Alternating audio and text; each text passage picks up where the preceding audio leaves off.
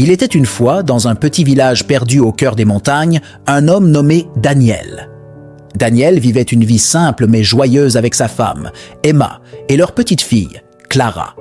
Le village était entouré de forêts luxuriantes et de rivières sinueuses, créant un cadre idyllique pour cette famille heureuse. Un jour, cependant, un malheur frappa la famille.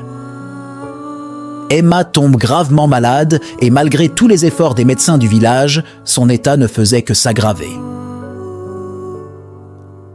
Daniel, dévasté par la peur de perdre sa femme, passe de longues heures à son chevet, espérant un miracle. Les jours se transformèrent en semaines, et les semaines en mois. La maladie d'Emma éroda peu à peu son corps et son esprit.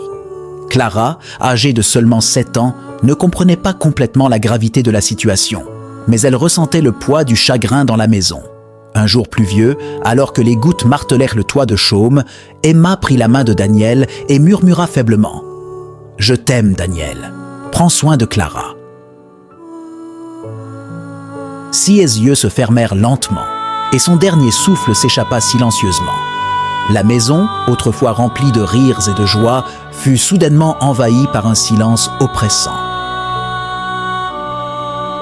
Le décès d'Emma plongea Daniel dans un abîme de douleur. Les jours qui suivirent furent un tourbillon de préparatifs funéraires, de condoléances et de larmes silencieuses.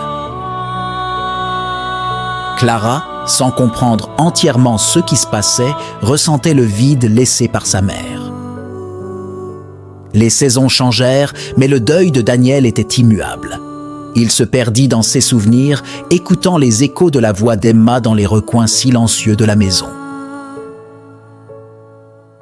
Clara grandissait, mais son innocence enfantine se ternissait devant le spectre de la tristesse qui enveloppait son père. Les amis et les voisins tentaient d'apporter du réconfort, mais Daniel resta enfermé dans son propre monde de chagrin.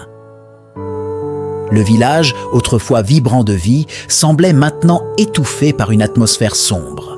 Alors que les années passaient, Daniel réalisa que sa tristesse avait créé une barrière entre lui et sa fille. Clara, cherchant désespérément l'amour et l'attention de son père, fut repoussée par la douleur persistante qui l'habitait. Elle chercha du réconfort ailleurs, s'éloignant lentement de la maison qui portait le fardeau du passé.